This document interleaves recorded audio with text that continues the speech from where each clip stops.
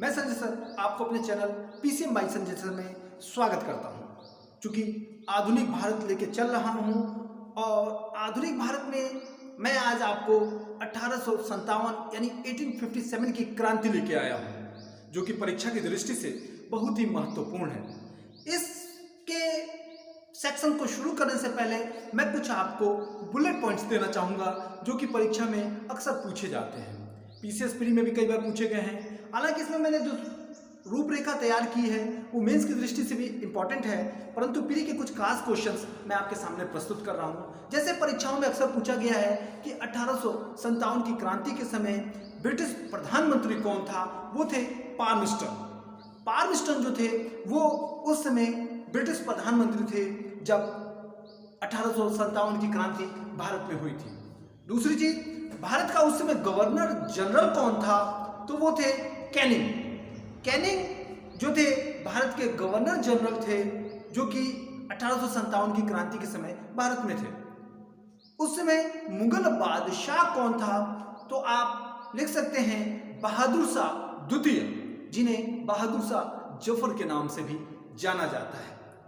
हालांकि ये आपके अंतिम मुगल बादशाह हुए, क्योंकि 1857 की क्रांति के बाद इन्हें रंगून पलायित कर दिया गया था और वही 1862 में इनकी मृत्यु हो गई। जब ये विद्रोह हुआ तो अंग्रेजों ने इस विद्रोह को दबाने के लिए एक सेनापति की नियुक्ति की थी। उसका नाम क्या था पूछा गया है, तो वो थे कैंपबेल।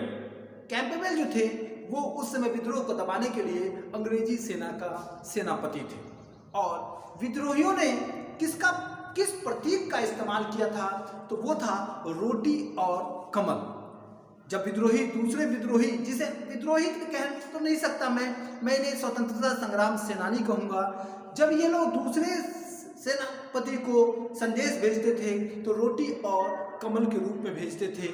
जो उस रोटी और कमल को स्वीकार करता था वो उस विद्रोह में शामिल होता था, जो अस्वीकार करता था वो उस विद्रोह में शामिल नहीं होता था। तो ये आपके थे बुलेट पॉइंट, जो कि परीक्षा की दृष्टि से काफ़ी इम्पोर्टेंट है।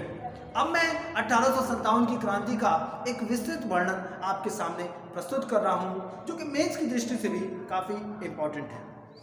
1857 की यदि हम क्रांति लें तो उसे कई भागों में हम सेक्टर वाइज बांट सकते हैं। जैसे उसका स्वरूप क्या था, क्या कारण था 1857 की क्रांति का, प्रारंभिक शुरुआत कहाँ हुई, वास्तविक शुरुआत कहाँ हुई, पूछा गया है प्रश्न। फिर इसके असफलताओं के कारण क्या थे, फिर 1857 की क्रांति का परिणाम क्या निकला। इन विषयों पर मैं आपसे चर्चा करूंगा और इनको फिर मैं सेक्टर वाइज बांटूंगा। तो पहले मैं उठा लेता हूं इसके स्वरूप, 1857 की क्रांति का स्वरूप। 1857 की क्रांति के स्वरूप का यदि चर्चा किया जाए तो अलग अलग लोगों का अलग अलग मत है। जैसे भारतीय इतिहासकार अपना मत व्यक्त करते हैं, जिनके अनुसार यह एक क्रांति थी, जिनके अनुसार यह एक स्वतंत्रता संग्राम था, जिनके अनुसार यह प्रथम स्वतंत्रता संग्राम था। ऐसा भारतीय इतिहासकारों ने व्यक्त किया है। जबकि पश्चिमी इतिहासकार, जिसमें विशेष रूप से आप ब्रिटेन को ले सकते हैं, वे लोग जो थे वे इसको स्वतंत्रता संग्राम की संज्ञा नहीं देते हैं। वो कहते हैं कि ये एक छिटपुट विद्रोह था, या फिर कहते हैं ये एक सैनिक विद्रोह था, या फिर इसे ये कहते हैं कि ये हिंदू और मुसलमानों का मिला जुला एक षड्यंत्र था। तो ये 1857 का स्वरूप रहा, जिसे वीडी सावरकर ने प्रथम स्वतंत्रता संग्राम की संज्ञा भी दी है। दूसरे बिंदु की यदि हम बात करें तो वो उसका कारण, 1857 के विद्रोह के कई कारण थे और कई बिंदुओं में से बांटा जा सकता है। जैसे राजनीतिक कारण, आर्थिक कारण, सामाजिक कारण, धार्मिक कारण, सैनिक कारण और तात्कालिक कारण, जिसकी वजह से विद्रोह शुरू हुआ। तो पहले बिंदु के बारे में यदि हम बात करें तो राजनीतिक कारण, सबसे मुख्यतः राजनीतिक कारण जो 1857 का था वो था डलहौजी की नीति। डलहौजी की जो नीति थी, डॉक्ट्रिन ऑफ लेप्से, जिसे व्यापकता का सिद्धांत या हड़प का सिद्धांत भी कहा जाता है, वो नीति भारतीय राजघरानों को या फिर यहाँ के जमींदारों को बहुत प्रभावित की। उससे यहाँ के जो शासक थे वो काफ़ी नाराज थे। व्यापकता सिद्धांत के अनुसार डलहौजी जो था किसी भी राजघराने को दत्तक पुत्र लेने की अनुमति नहीं देता था। यानी जिस राजा का कोई पुत्र नहीं होगा, वो जो शासन था वो ब्रिटिश के अंतर्गत हो जाता था। और इसके अंतर्गत उसने सतारा को, संबलपुर को, झांसी को, नागपुर को, अवध को कुशासन के आधार पे, अवध को तो कुशासन के आधार पे, इन सबको उसने ब्रिटिश शासन में सम्मिलित कर लिया था। इससे ये लोग काफी नाराज चल रहे थे। वेलेस्ली की सहायक संधि थी, वो भी एक राजनीतिक कारण का मुख्य बिंदु मान सकते हैं। तो ये सब कारण जो राजनीतिक थे, इससे यहाँ के राजतंत्र प्रभावित थे और ब्रिटिशों के खिलाफ अपना कुछ विरोध प्रदर्शन करना चाहते थे। तो ये कारण बन गया 1857 का। दूसरा, अगर हम आर्थिक कारण लें तो उस समय की जो भारत की अर्थव्यवस्था थी वो एकदम अस्त व्यस्त थी। यहाँ के किसानों पर दिन प्रतिदिन करों का बोझ बढ़ाया जा रहा था और अकाल की स्थिति में भी इनके कर में किसी भी तरह की माफी नहीं दी जा रही थी और यहाँ के उद्योगों को एकदम खत्म किया जा रहा था। यहाँ की जो उद्योग व्यवस्था थी वो एकदम खत्म हो चुकी थी। तो ये भारत की जो आर्थिक व्यवस्था थी वो पूरी तरह से शिथिल हो गई थी और इस वजह से ये किसान लोग भी 1857 की क्रांति में बढ़ चढ़ के हिस्सा लेते हैं, क्योंकि ब्रिटिश शासन व्यवस्था से वो नाराज चल रहे थे। तीसरी, अगर हम बात करें सामाजिक नीति, तो कोई भी समाज जो है, वो भी भारत जैसा समाज जहाँ रूढ़िवादिता है, वो ये नहीं चाहता है कि कोई बाहरी हमारे समाज में आके इंटरफेयर करे, यानी कोई कोई बाहरी व्यक्ति आके हमारे समाज में प्रवेश करे, चाहे अपनी नीतियां लगाए। यहाँ बेंटिंग ने जो सती प्रथा पे पाबंदी लगा दिया, कैनिंग ने विधवाओं के पुनर्विवाह को मान्यता दे दी, बाल विवाह पर रोक लगा दिया गया। इसकी वजह से भारतीय जो रूढ़िवादी लोग थे उनको ऐसा लगा कि हमारे समाज को अस्त व्यस्त किया जा रहा है, त्रस्त किया जा रहा है और वो इसका विरोध करना चाहते थे। तो ये भी एक कारण रहा कि भारत में वो जो परिवर्तन चाहते थे उसे भारतीय लोग नापसंद करते थे। तो ये एक सामाजिक कारण हो गया। धार्मिक कारण मुख्यतः मुख्य बिंदु रहा, क्योंकि 1813 का जो चार्टर एक्ट इन लोगों ने प्रस्तुत किया उसमें इन्होंने ईसाई मिशनरियों को भारत में प्रवेश की अनुमति दे दी। अब जब ईसाई मिशनरी आए तो उन्होंने भारत में ईसाई धर्म का प्रचार करना शुरू किया और ये भी सुनने को मिला है, वो लोग कहते थे कि भारत को ईसाई देश बनाना है। तो यहाँ के लोग बड़ा प्रभावित हुए इस बात को लेके कि भारत का जो धर्म है वो खत्म हो जाएगा, तो वो लोग काफी रुष्ट थे। दूसरी बात, यहाँ के जो धार्मिक स्थल थे, मंदिर थे, मस्जिद थी, उनकी जमीनों पे भी ब्रिटिश ने टैक्स लगा दिया। तो इनके मन में ये संदेश जाने लगा कि लगता है ब्रिटिश लोग भारत से हिंदूवाद और मुस्लिमवाद खत्म करना चाहते हैं। तो इसकी वजह से भी वो काफी नाराज थे और वे अंग्रेजों का विरोध करना चाहते थे। तीसरा, अगर हम सैनिक कारण माने तो ये मुख्य कारण था 1857 की क्रांति का, क्योंकि विद्रोह सैनिकों से ही शुरू हुआ। अब उसका ये था रेशियो कि जब इन लोग के सैनिक का अनुपात था वो 5 संबंधित 1 था, यानी 5 भारतीय सैनिक पर 1 अंग्रेज सैनिक रखा जाता था। यानी कि अंग्रेजी सेना में भारतीय सैनिक बहुत अधिक मात्रा में थे, परंतु उन सैनिकों के साथ भेदभाव किया जाता था। रहन सहन पे भेद, प्रमोशन पे भेद, वेतन पे भेदभाव, उन्हें अलग दिया जाता था, अंग्रेजों को उनसे अधिक अच्छा सुविधा दिया जाता था। इसकी वजह से सैनिकों में विभिन्न प्रकार की अव्यवस्थाएं थी, नाराज थे। अलग अलग व्यवस्थाएं बनाई जाती थी, जैसे कि भारतीय जो लोग थे वो समुद्र पार नहीं जाना चाहते थे। ब्रिटिश लोगों ने इन सैनिकों को समुद्र पार भेजना शुरू कर दिया। तो ये सैनिक जो थे इसे अछूत मानते थे, तो इससे वो लोग नाराज थे। कुछ ऐसे भी भारत के समाज हैं जो दाढ़ी मूंछ रखने पे विश्वास रखते हैं, ब्रिटिश लोगों ने उस पर पाबंदी लगा दी, इससे भी ये सैनिक लोग नाराज थे। फिर जो 1854 का जो डाक अधिनियम आया, जिसमें सैनिक लोग फ्री में चिट्ठी लिख के अपने घर पे भेजा करते थे, वो ब्रिटिश लोगों ने रोक लगा दी। इससे सैनिकों में भी थोड़ा सा रुष्टता जागी कि एक तो फ्री में चिट्ठी भेजते थे, पत्र भेजते थे, वो भी इन लोगों ने बंद कर दिया। और मुख्य कारण एक और बन गया, 1856 को जो इन्होंने कुशासन के आधार पे अवध को हड़प लिया, उससे सैनिकों में बहुत ज्यादा गुस्सा था, क्योंकि अंग्रेजी सेना में अवध क्षेत्र के बहुत ज्यादा सैनिक थे, यानी यूपी प्रांत के। और जब उनको अवध को इन्होंने हड़पा तो उन सैनिकों में ये मन में संदेश गया कि जहां मेरा परिवार अगर दुखी है तो हम इन अंग्रेजों की नौकरी करके क्या करेंगे। तो इस वजह से भी ये सैनिक लोग काफी नाराज थे। फिलहाल ये सैनिक विद्रोह का कारण बन गया विशेष रूप से, लेकिन ये तात्कालिक कारण क्या था? क्या कारण था जिसने चिंगारी दी और 1857 की क्रांति ने विस्फोट शुरू किया? वो तत्कालिक, ये सब कारण तो थे लेकिन फिर भी दबे हुए थे। लेकिन तत्कालिक कारण जो था वो ये था कि अंग्रेजों की उस समय बंदूक जो थी वो ब्राउन वेज बंदूक थी, जिसे 1856 में अंग्रेजों ने रोक लगा दी और दिसंबर 1856 में उन्होंने एनफील्ड राइफल को मान्यता दी। अब भारत में एनफील्ड राइफल चलनी थी। अब ऐसा था कि जब भारत में 1856 के दिसंबर में एनफील्ड राइफल आई तो कुछ बातें प्रचारित होने लगी, जैसे कि एनफील्ड राइफल की जो गोली है उसमें सूअर और गाय की चर्बी का इस्तेमाल किया गया है। अब हिंदुओं के लिए गाय और मुसलमानों के लिए सूअर, ये दोनों वर्जित था। तो ये एक कारण बनने लगा।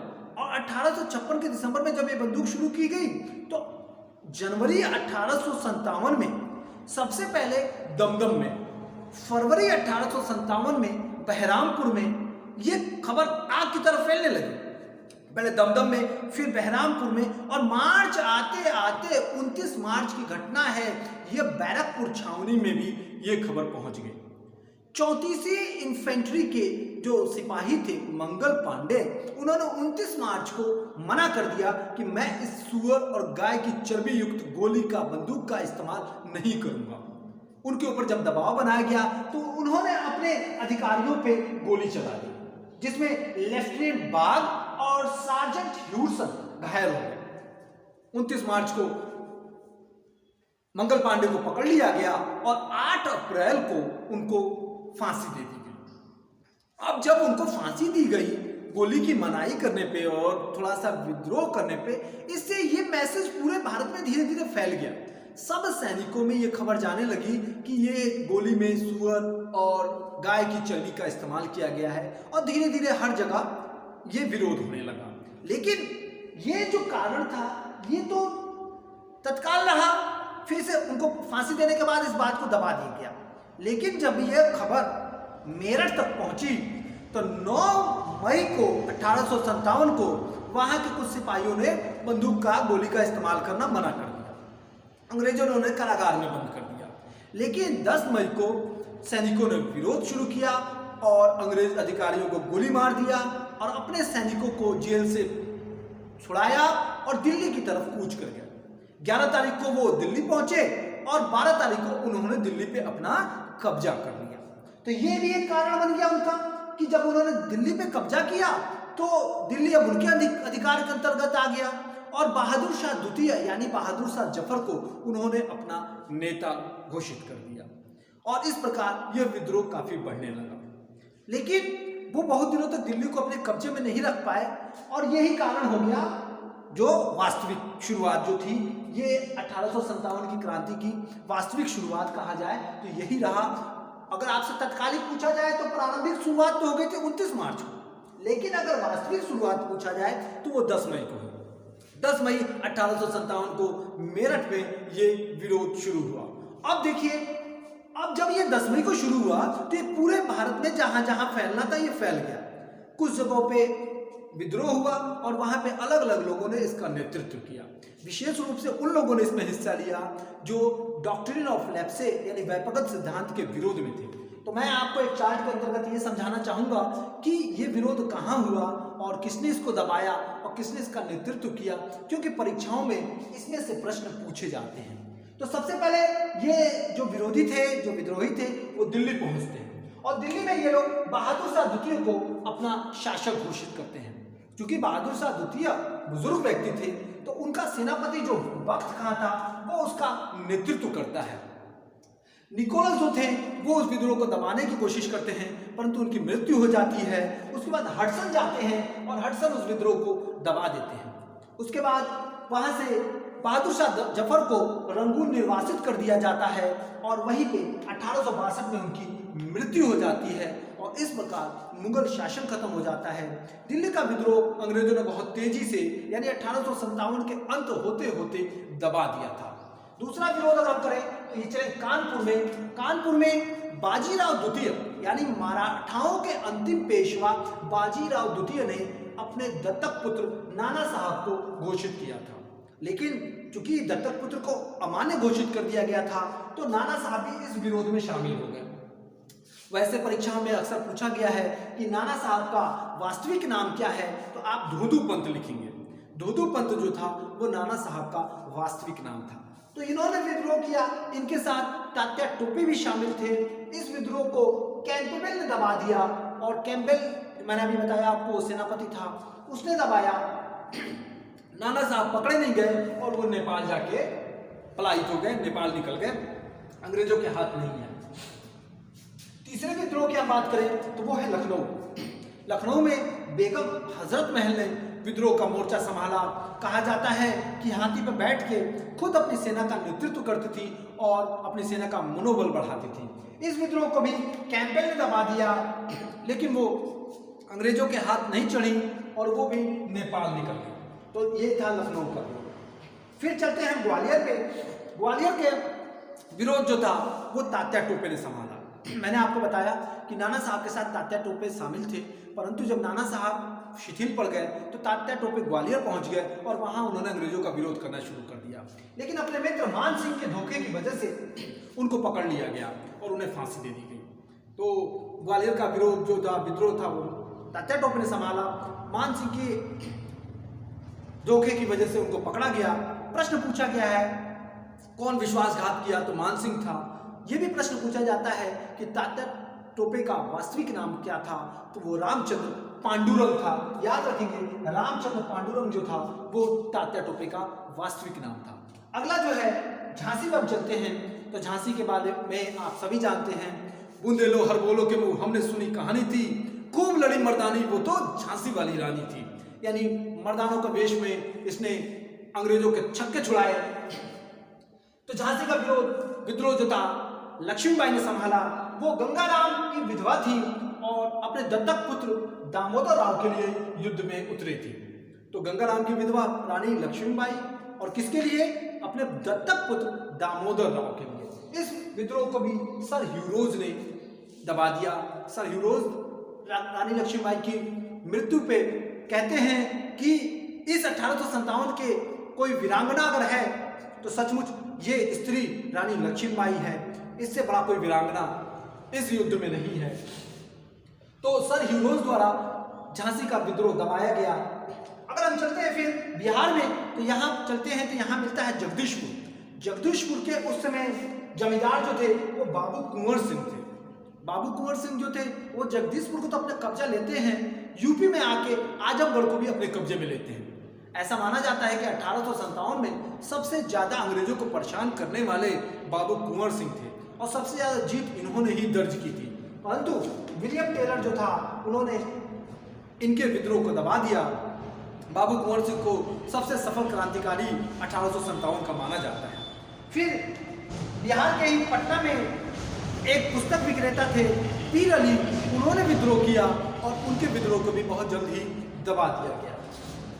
उसके बाद हम चलते हैं, कुछ छोटे छोटे मैचिंग आते हैं, किसने किस कहाँ का विद्रोह किया, पीसीएस में भी आता है, विभिन्न परीक्षाओं में भी आते हैं, तो उसको भी आप ध्यान दीजिए। जैसे इलाहाबाद का विद्रोह था वो लियाकत अली ने किया था और उसको जनरल ली ने दबाया था। बरेली का जो विद्रोह था खान बहादुर खान ने किया था और कैंपबेल ने इस विद्रोह को दबाया था। गोरखपुर का विद्रोह जो था वो गजाधर सिंह ने किया था। मथुरा का विद्रोह जो था वो देवी सिंह ने किया था।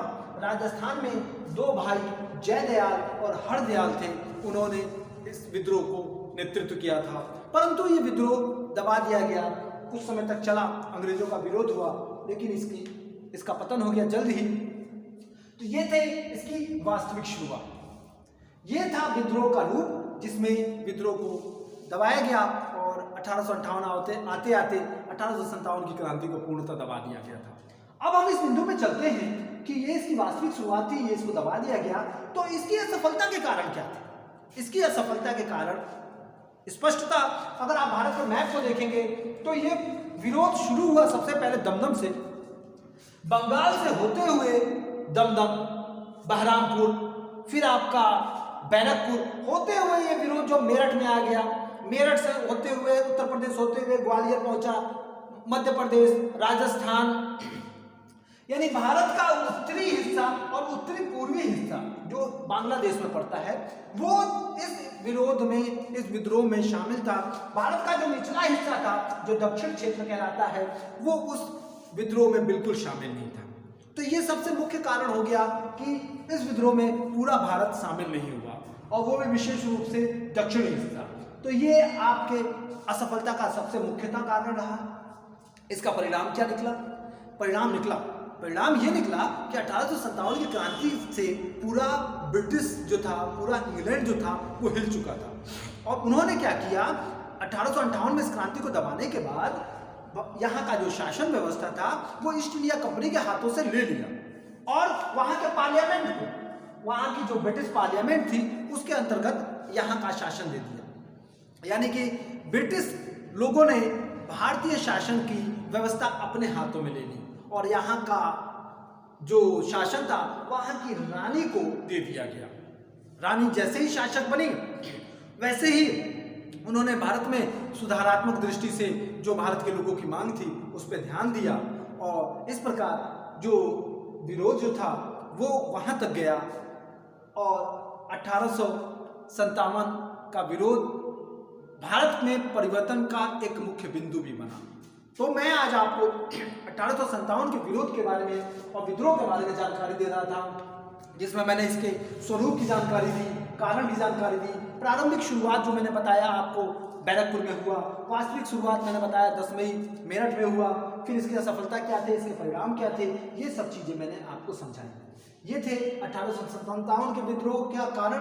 अगर आप ध्यान से देखें तो इस विद्रोह का होना भारत के लिए मील का पत्थर साबित हुआ, क्योंकि इसके बाद ही भारत का शासन जो है वहाँ के पार्लियामेंट में गया और पार्लियामेंट में वहाँ लोग नियुक्त हुए और उन्होंने भारत की व्यवस्था को देखना शुरू किया। इस प्रकार 1857 का विद्रोह मैं आपके सामने लेके आया, जिसे एक भारतीय स्वतंत्रता संग्राम या फिर स्वाधीनता संग्राम का रूप दिया जा सकता है। इसी के साथ मैं विराम देता हूँ। जय हिंद।